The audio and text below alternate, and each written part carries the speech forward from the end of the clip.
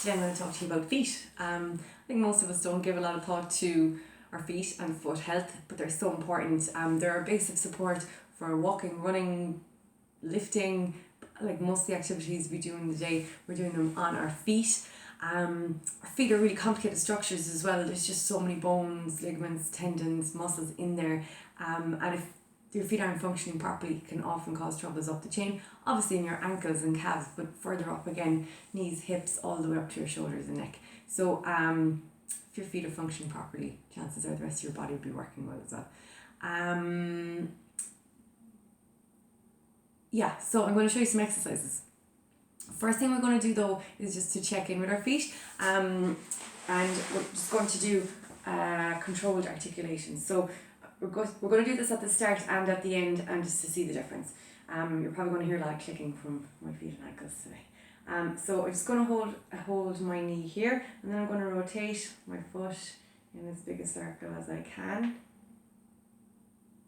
I'm going to do 3 to 5 one direction and 3 to 5 the other direction. So you can probably hear a lot of clicks there when I do that. Take note when you're doing that if you can create a perfect circle.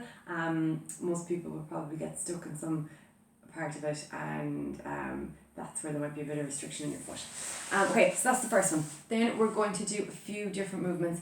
With all of these, I want you to think about symmetry. So if it's a movement where you're trying to push through the front of your foot, make sure you're pushing through all the front of your foot here and not just the inside or the outside. If you're going out to the outside of the foot, it wants to be the whole length here, and same goes for the heel, that you're pushing through that whole heel. So that's going to be really important to create that good movement in the foot. 20 to 30 reps of each of these will be super. It's not going to take you long. First one, inversion and eversion. So you're standing, legs straight, rolling into the inside of your foot, out to the outside. Nice and slow, try to relax the rest of your body. Second one, downward dog with heel lifts, a variation on the one that we do in class regularly. So from here, legs straight, hips up towards the ceiling, click, pushing through your toes, lifting up as high as you can, legs staying straight. Make sure you're, as I was saying, you're going through your big toes and your big toes. 20 of those again. Crouched heel lift. So yeah, I'm in the right position for this. You can hold onto the ground for this if you need to at the start, but you want to build it up to not having to have your hands on the ground. From here, so I'm going to lift up onto my toes, getting as high as I can, and then getting as low as I can at the end. 20 reps of those. Then you're going to use a prop, just like a small lift. You're going to put your toes onto that, just from the ball of your foot, not just your toes, and your heels are going to be on the ground as well.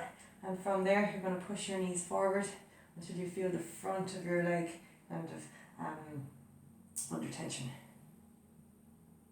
Keep your torso upright as much as you can in this as well. It's driving knees forward. You're going to do 20 of those. When you're done with all of those, going back and checking if there's any improvement in that rotation, if it feels freer, and ideally it will. Enjoy!